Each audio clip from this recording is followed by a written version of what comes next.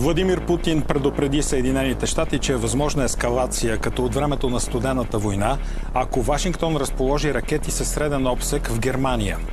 По-рано този месец Вашингтон и Берлин обявиха плановете си това да се случи след 2026 година.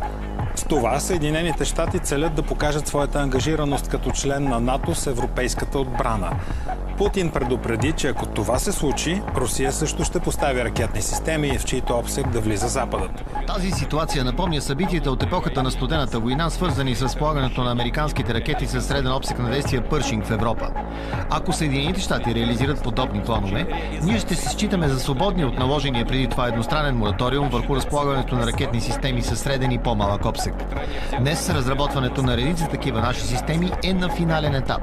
Ще предприемем огледални мерки за тяхното разполагане, като вземем предвид действията на Съединените щати и техните сателити в Европа и други страни по света.